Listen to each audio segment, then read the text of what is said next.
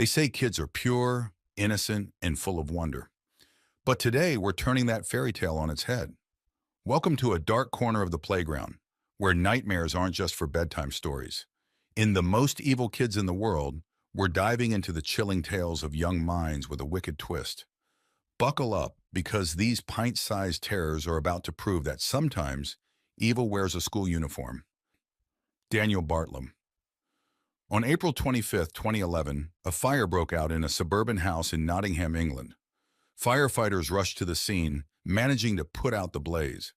But inside, they made a horrifying discovery. They found a woman lying dead on the floor. She was Jacqueline Bartlam, a 47-year-old mother of two.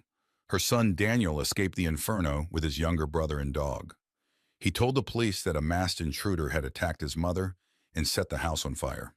He said he tried to save her, but it was too late. But the police soon realized that Daniel was lying.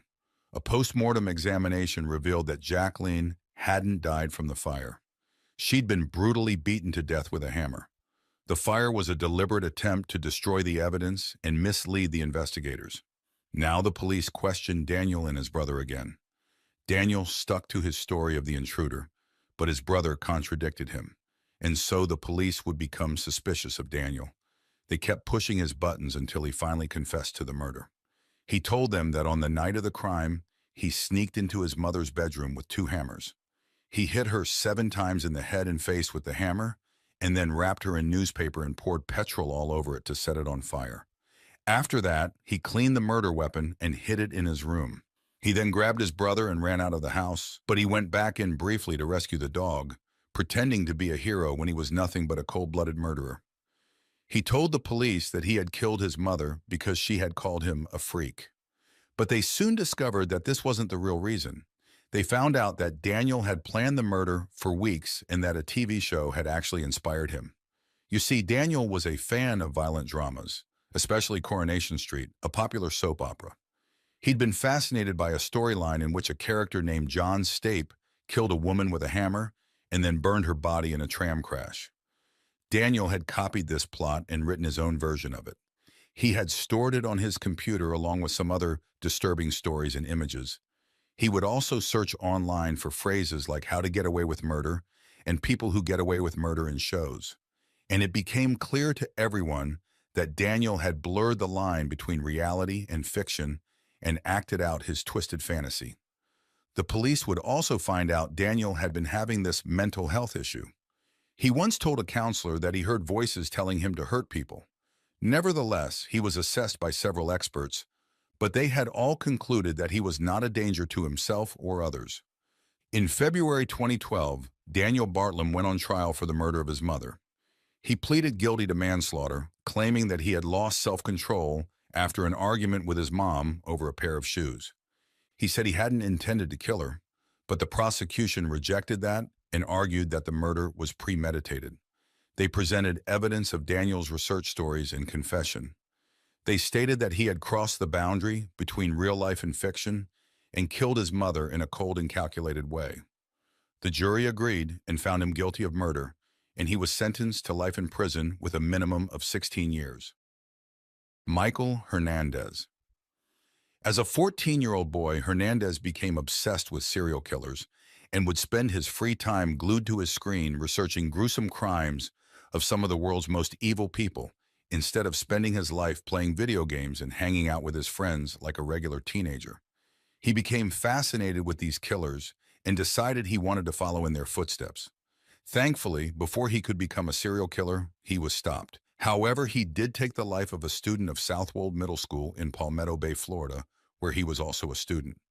Hernandez set out to begin his journey to becoming that serial killer on February 3, 2004. Having armed himself with a knife, gloves, and an oversized jacket, he went to school that morning intending for this murder to be the first of many. Initially, he chose Andre Martin to be his victim, but his plans were thwarted when Martin declined his invitation to go to the bathroom with him.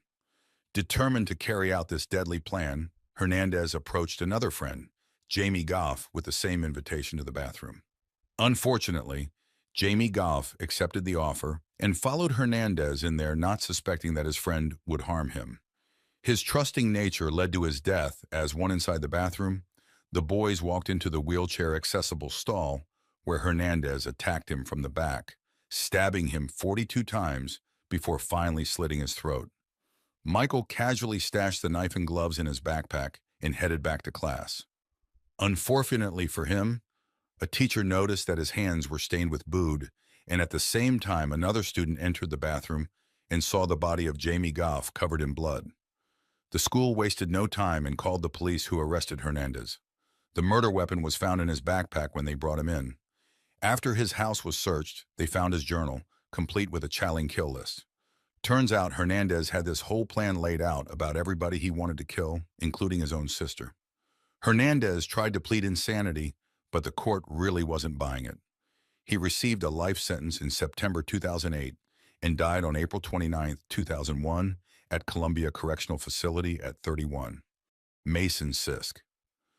Now try to imagine killing your own family just because you were annoyed by them. That's what Mason did here when he was just 14 years old. September 2nd, 2019, he mercilessly shot his parents and 3 siblings in the head in their home in Elkmont, Alabama. He said he did it because he was fed up with them. September 7th, 2023, he was sentenced by Judge Chad Wise, who said the crime was ghastly, disturbing, and draped in unmitigated evil. And this kid was found guilty of 4 counts of capital murder for killing his father. John Sisk, adoptive mother, Mary Sisk, and siblings Kane, Rory, and Colson. The jury didn't take long to decide. They reached that verdict in less than 2 hours. Limestone County District Attorney Brian C.T. Jones said in a statement that Mason was one of the scariest people he had ever seen.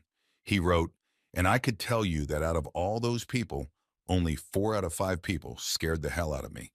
And he's at the top of my list." Of course, because he was too young when he committed the murders, Mason avoided the death penalty. Before the sentencing, the family members of the victims spoke in court. Mary Sisk's brother Douglas Prater said, "September 1st, 2019, I came home with gifts for everyone, including you, Mason. Instead of seeing the happiness on their faces, I had to put those gifts in caskets." Mary Sisk's sister Katie also recalled how their mother didn't believe Mason was the killer until she saw the evidence. She said, how could her first grandson murder her family? She had a heart attack and later died from cardiac arrest. "I don't know if I'll ever forgive you, but I do grieve the loss of you. The child Mason that I know died the day you murdered them." The deputy attorney also mentioned that there have been allegations that John mistreated Mason. But even if that were true, he ended up extending his revenge to the entire family. Kyle Elwood. April 6, 2019.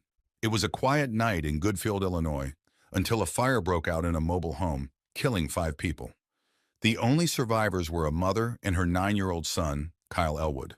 But what looked like a tragic accident soon turned into this shocking case of murder. And the killer was none other than Kyle Elwood. You might be curious as to why a 9-year-old would set his house on fire. The truth is, we really don't know why he did it, because Kyle's reasons weren't shared with the public due to his age. Still, some like to think that the young boy didn't understand the consequences of his actions. The prosecutors, on the other hand, claim that he deliberately started that fire and knew exactly what he was doing. Despite the mystery, though, Kyle was still arrested and charged with murder. He faced 5 counts of first-degree murder, 2 counts of arson, and 1 count of aggravated arson. Because of his young age, he could only get 5 years of probation if found guilty at the trial. Meanwhile, Kyle's mother, Katie Elwood, has been silenced by a gag order preventing her from talking about the case because of how sensitive it is. But before the gag order, Katie spoke to the media and defended her son.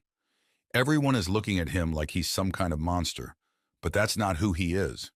She also added, "People make mistakes, and that's what this is. Yes, it was a horrible tragedy, but it's still not something to throw his life away over." Now, the victims were all Kyle's relatives. Katie's other children, Damon and Ariel Wall, her grandmother, Catherine Murray, her fiancé, Jason Wall, and her niece, Rose Allwood. Her sister, Samantha Allwood, who lost her daughter Rose in that fire, wanted Kyle to pay for his crime. She said, "I think he should go somewhere until he's legal age to go to juvie. Then I think he should go to juvie, and from the juvie to prison, because at the end of the day, Whether he meant that or not, he knew what fire did. This trial is still ongoing. And because he is still young, he can only get a maximum of 5 years of probation if found guilty. As we leave these spine-chilling stories behind, remember, not every child is an angel, and sometimes the sandbox hides more than just lost toys. If you enjoyed this trip down the dark slide of childhood, don't be a stranger. Like, share, and subscribe to our channel. After all, who knows what other twisted tales we might uncover next? Thanks for watching, and remember, sleep with one eye open.